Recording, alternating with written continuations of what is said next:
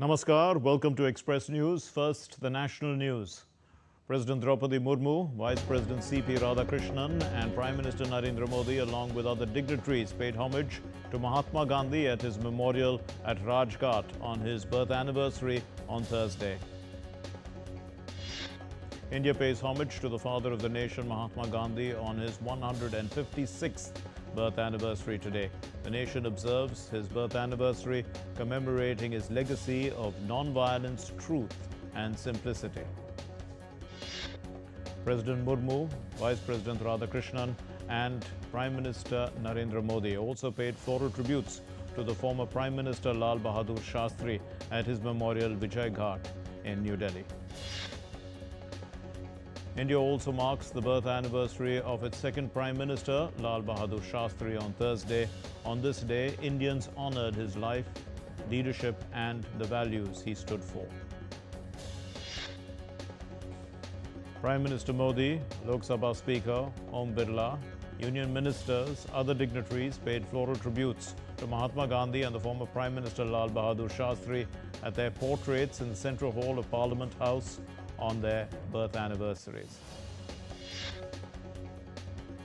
On the occasion of Gandhi Jayanti, Home Minister Shri Amit Shah visited the Khadi India showroom in New Delhi. The Home Minister also purchased Khadi products and made online payments for the same.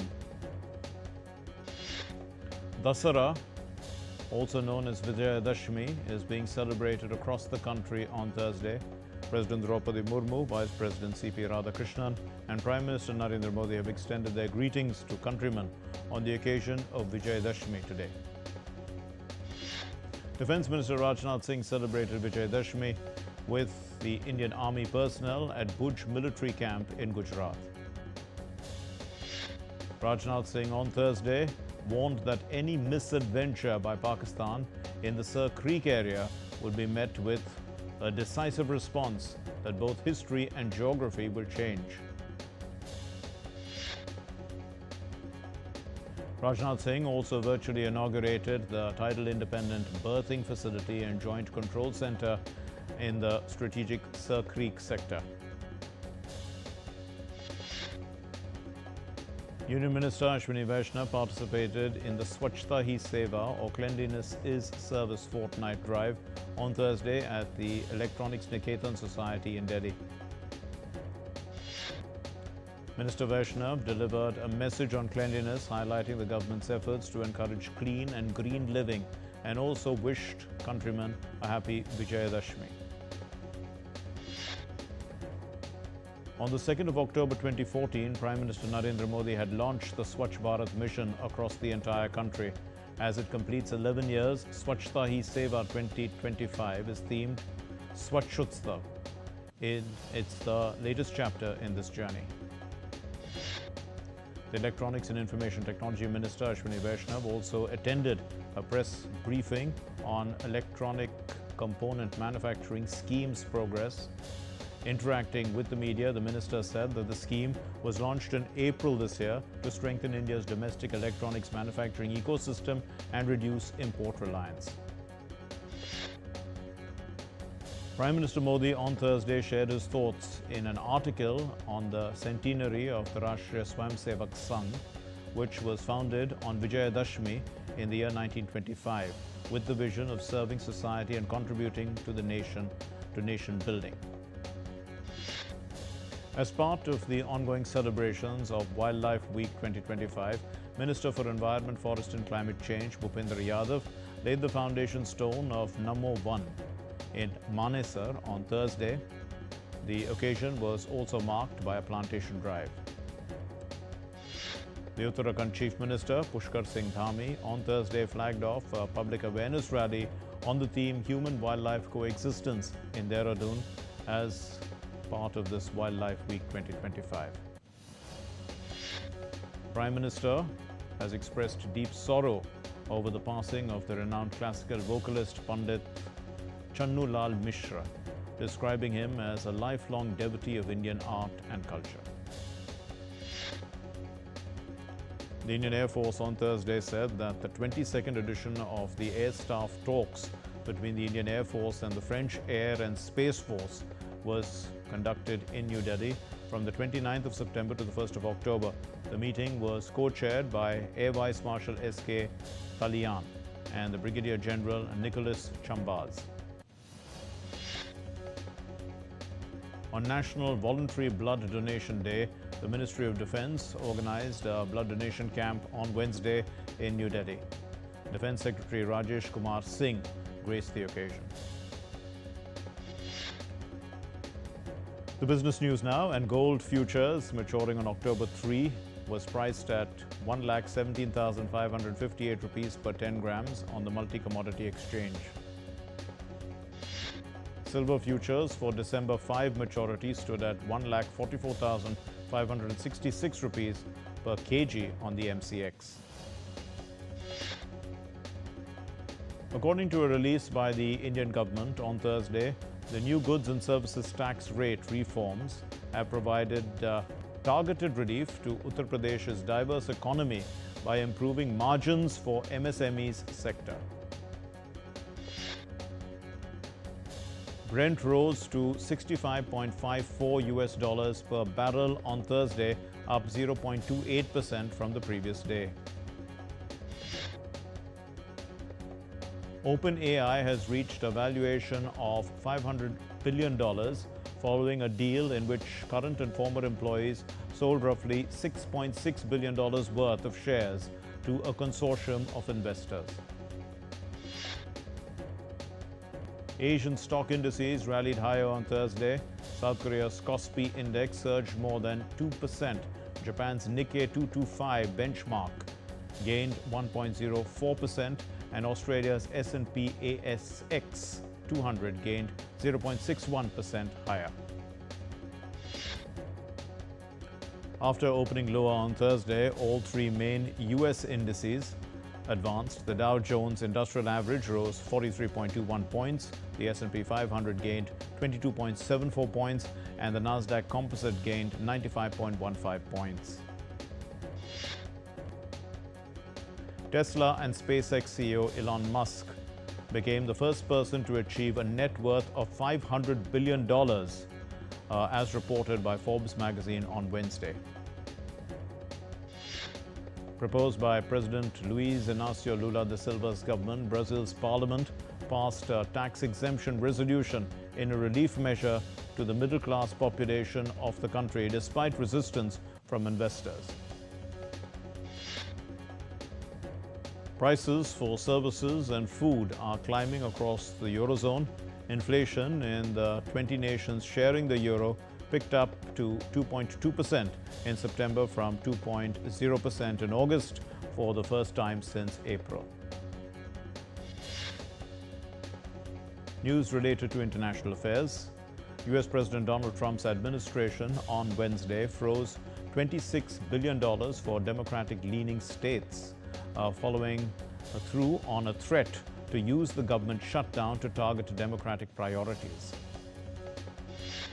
Vice President J.D. Vance warned that the administration would be forced to resort to layoffs if the shutdown lasts more than a few days, adding to the 300,000 who will be pushed out by December. Ukraine's President Volodymyr Zelensky addressed the European political community in Copenhagen on Thursday. EU leaders meet for the second day of the Copenhagen summit and have proposed the EU should use the cash balances from frozen Russian central bank securities to support Kiev. Israel has announced that its forces are tightening the siege around Gaza City by extending a military corridor across the territory towards the coast. The Israeli military has issued new excavation orders for residents of Gaza City, urging them to move south. The United States has vowed to defend Qatar against any armed attack following Israeli strikes last month. President Donald Trump signed an executive order declaring that any attack on Qatar's territory, sovereignty, or critical infrastructure will be considered a threat to U.S. peace and security. 3 suspected members of Hamas were arrested for allegedly planning attacks on Israeli and Jewish institutions in Germany and were produced before a federal judge on Thursday. Ukraine has accused Russia of trying to create the risk of nuclear incidents, alleging Moscow had deliberately staged an attack that cut off power to the decommissioned Chernobyl nuclear power station. Ukraine's President Zelensky targeted Russia for the same, and he said that Moscow was doing nothing to fix the cutoff of external power to Russian-held Zaporizhzhia nuclear power plant. The Russian-installed management of Ukraine's Zaporizhzhia nuclear plant on Thursday said that 2 backup generators will be put into operation within hours after repairs on them are completed. Russia's UN ambassador Vasily Nebenzia has stated that Moscow does not recognize the renewed United Nations sanctions imposed on Iran. In Morocco, protests continue demanding reforms in public health and education sectors that initially carried out for social justice reforms. The protests had begun on Saturday. Japan's Liberal Democratic Party will elect a new head on Saturday, who will most likely become the next Prime Minister after Shigeru Ishiba decided to step down.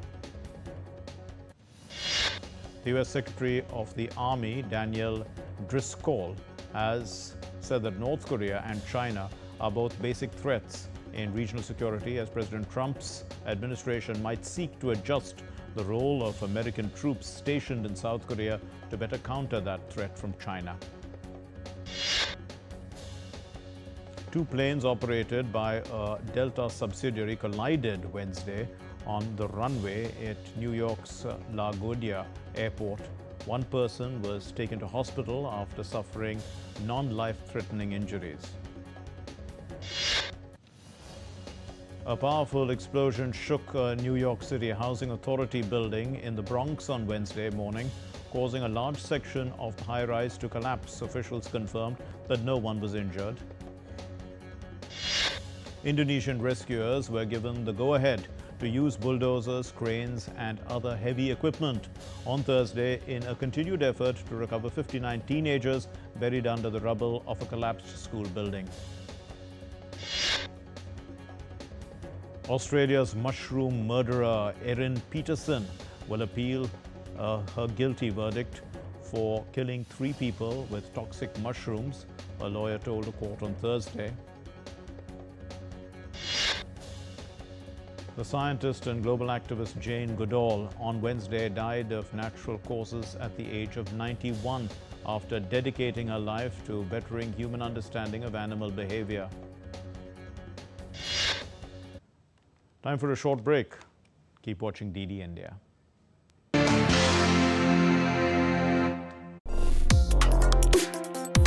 Complex issues, hidden agendas, twists and turns, strategic games. We think all dots are linked. We just need to connect them. Join me every week as I connect the dots to unravel hidden designs in statecraft, mysteries, and decode issues that matter to you. Watch Connecting the Dots with me at these times on DD India.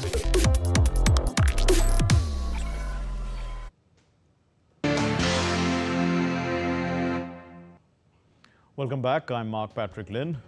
You're watching Express News on DD India. Let's resume. News on the weather front.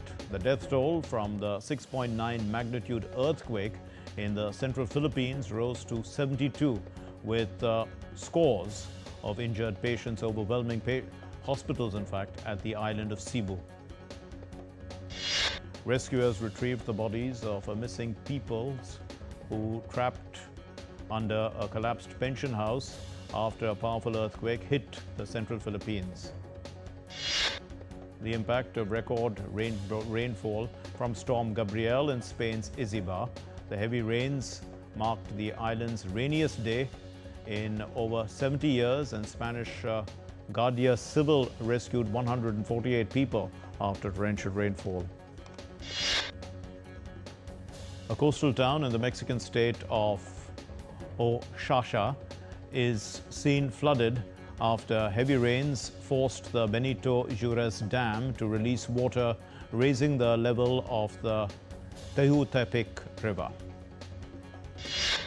In Vietnam, in recent heavy rains, there have been some flooding and landslides in Hanoi's forested communities. Soil and rocks have fallen into residential gardens, forcing families to evacuate. The India Meteorological Department has prescribed in Western India, in Saurashtra and Kutch regions of Gujarat, they are forecast to receive isolated heavy rainfall on Thursday. The residents have been cautioned about possible flash flooding as well in vulnerable areas. Sub-Himalayan West Bengal and Sikkim may see isolated heavy showers on Thursday, with rainfall expected to intensify further in the coming days. Landslide-prone areas have been flagged for precautionary measures. The northeastern state of Assam and also Meghalaya, they are likely to experience very heavy rainfall in the next few days, according to the IMD, with rivers already running high. A local administration there has asked people to keep an eye on flood-prone districts. The India Meteorological Department has sounded an alert for Odisha as well, forecasting isolated extremely heavy rainfall on Thursday. The state may face flooding in low-lying areas, with authorities urging citizens to stay alert and avoid unnecessary travel. The Andaman and Nicobar Islands are in for thunderstorms. Fishermen there have been advised not to venture into the sea due to rough conditions. News about life, culture and entertainment. The grand festival of Dussehra marks the culmination of the 9-day-long Navaratri celebrations observed with devotion, fasting and rituals in honor of the goddess Durga. Kulu Valley in North India's Himachal Pradesh, there Dussehra begins on Vijay Dashami and countries for a full week. It continues for a full week there, and also the week-long festival celebrating Lord Raghunath. On the occasion of Dussehra, devotees started visiting the Ram Janmabhoomi temple in Ayodhya in Uttar Pradesh to offer prayers. The sacred site witnessed long queues of worshippers seeking blessings. Hundreds of children were introduced to the world of letters and learning through the Vidyarambam ceremonies that were held across Kerala on the occasion of Vijay Dashami on Thursday, marking the culmination of the Navaratri festival. Tasmania's Rod Bowick has turned his passion for daffodils into a celebrated garden that attracts attention worldwide. His daffodils have won awards both in Australia and abroad.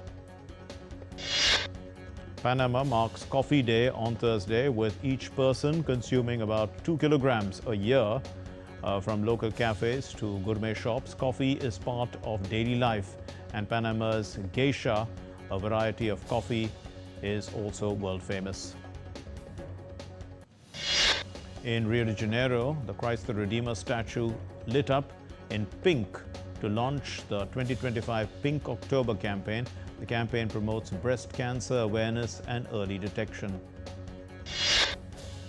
Fireworks lit up the night sky above Hong Kong's Victoria Harbour as the city marked the 75th anniversary, or the 76th anniversary, in fact, of the People's Republic of China. Fireworks and dances kicked off early Christmas celebrations in Caracas following the 2024 decree, which was issued by the Venezuelan President Nicolas Maduro amid a crisis over a disputed election. Vietnam's Hue Village, known for rice paper and steamed rice rolls, has continued its 4-generation-old craft. Authorities are promoting the craft through tourism and branding, preserving both livelihoods and Hugh's cultural heritage. South Australians have been processing the dead marine life washed up on the beaches into compost, allowing the regular green waste there to be used for other resourceful purposes. Nepalese, the traditional swings there, like Linge Ping and Kate Ping, they are bringing communities together for fun in the country as it's celebrating the Dussehra festival, while modern versions of these swings are appearing at fairs as well. October 2 is National Batik Day in Indonesia, marks UNESCO's 2009 recognition of batik as an intangible cultural heritage. Officials from the Colombian National Land Agency and government representatives meet with residents of the region where drug lord Escobar's ranch is located as part of the handover of a land parcel to victims of the armed conflict. A model of the Inversion Arc autonomous space-based delivery vehicle to deliver cargo anywhere on Earth was unveiled in Los Angeles. The American actor Peter Dinklage, best known for his role in the Game of Thrones, will be seen in a twisted romance titled Wicker. The trailer of the American Gothic science fiction film Frankenstein is unveiled.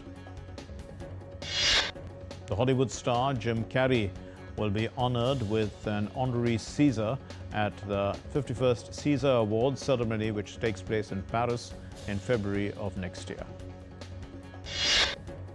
The American actress Fran Drescher and the former star of The Nanny have been honored with the 2,822nd star on the Hollywood Walk of Fame. Quite a number of stars.